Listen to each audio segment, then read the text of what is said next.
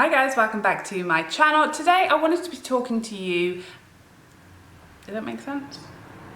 Hi guys, welcome back to my channel. Today I'm going to be talking to you about my favorite primers. I don't have like a specific thing that I'm trying to make my skin do when it comes to priming. So I don't have oily skin that I want to mattify, and I don't have dry skin that I want to keep hydrated. That's not kind of how I use my primers. Primers for me, what I want out of them is I want them to smooth fine lines and texture. I want them to be a really nice base for my foundation. I'd love for them to give me some longevity to my foundations, but that's not necessary because I do kind of expect my foundation to last, you know, a good 8 to 9 hours minimum anyway. And I also tend to lean towards primers that give some luminosity. I tend to use quite a lot of sort of more light to medium coverage foundations, particularly during the weekdays or when I'm at work or when I'm with my kids. So a lot of the time I will get some radiance or luminosity from my primer showing through my foundation. But for me, primers are for smoothing, kind of evening out complexion,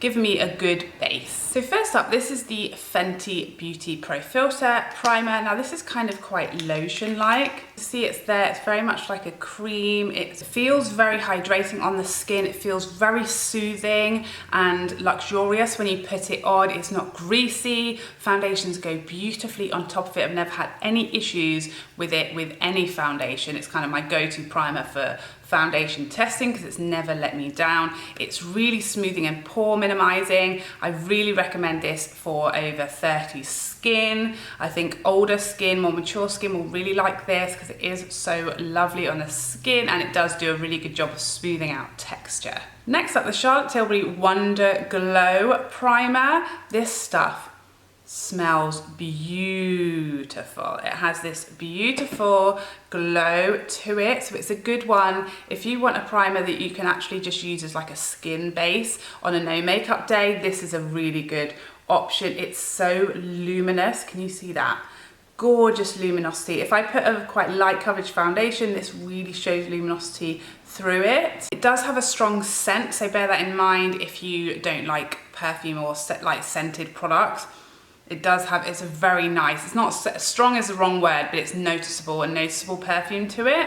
And it says it can be used under, over, or instead of foundation, which I love. If I was like going out and had a no makeup day, when I'm on holiday, things like this looks beautiful. It just makes your skin look so luminous and youthful and glowing and healthy that this is a really good option. If you like something under foundation that is going to give you some luminosity and you use a very light tinted moisturizer, light foundation, this will do that for you. It's also really smooth on the skin. It feels really silky. It's very beautiful on the skin. I really enjoy this one.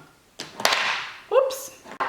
I also think for Charlotte Tilbury, this is quite good values. You do get 40 mils as well, even though it looks quite diddy and it's quite travel friendly because it is plastic. Next up, the Guerlain L'or. This is the one with the bougie gold flakes inside it. Now it is very expensive. I think I've mentioned this before. When I bought this, I did not pay full price for it and I never would. I think it's over £40. I think it might even be close to like £50. It's a lot of money. I think you only get 30 mils as well, so it's not like you get a huge amount yet, 30 mil. But it is ridiculously beautiful, very bougie, very nice thing to have on your dresser. I got it when it was like 15% off in the sale, and I also had some like points, loyalty points to spend on it, so I got it reduced to like 30. If you have mature skin, this is really good at like firming and tightening your skin and giving you quite a lifted look to the skin. It really does make a huge difference. I've seen Tati reviewed this. If you watch her review, she does show really well how well this works. It just really tautens the skin. So if, like me, you've got fine lines beginning to age with your skin and you want something to really firm it up and make your skin feel and look tighter and tauter, then this is one to give a go to, but I would definitely wait for the sale. Next up, another Charlotte Tilbury. I mean, I guess I'm gonna call it a primer. I'm not sure what it is. This is the Charlotte Tilbury Flawless Filter. Kind of like a primer, kind of like a tinted moisturizer, kind of like an illuminator, all in one, depending on how you want to use it. My favorite way to use it is as a primer or mixed in with my foundation. It will turn any flat matte foundation into the most radiant luminous foundation, but no dewiness or oiliness, this is just beautiful. Very smoothing. It literally does what it says. It is like a filter on the skin. It smooths, it reduces texture and pores, it evens everything out. It gives you incredible, beautiful, luminous life to the skin. Probably one of my all-time faves. The only reason this isn't my ultimate favorite primer is because it is really expensive, and it comes with a doe foot applicator, and I feel like it's not going to last you that long. If you used it every day as a primer for your whole face, I feel like it wouldn't last you that long. So as far as the primer category, I have others that I kind of use this for special.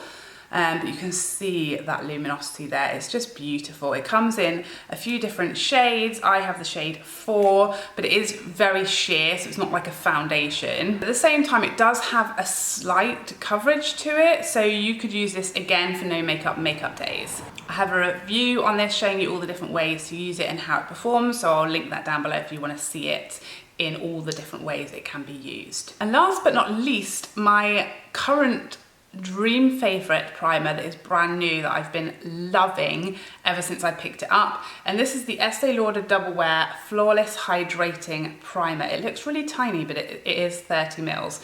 Really nice packaging, again very travelable, comes with a twist top and a little squeezy on the end, which I really appreciate because it's easy to get out the amount you want and you get every last drop out of the bottle. Now the best thing about this, and literally the reason I bought this, is that it has SPF 45 in it, and I bought this hoping it was going to be a kind of upgrade from the Benefit Dream Scream that I've used for like the last couple of years.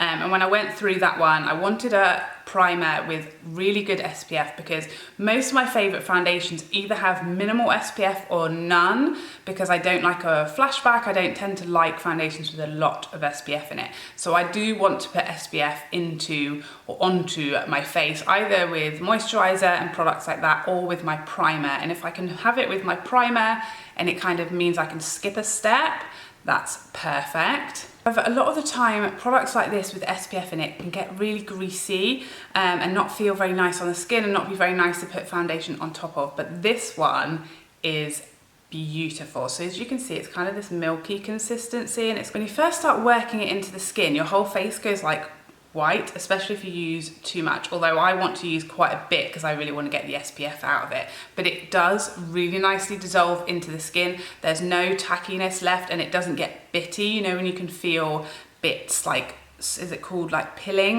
on the skin? It doesn't do that at all. It goes beautifully into the skin and it leaves it really soft.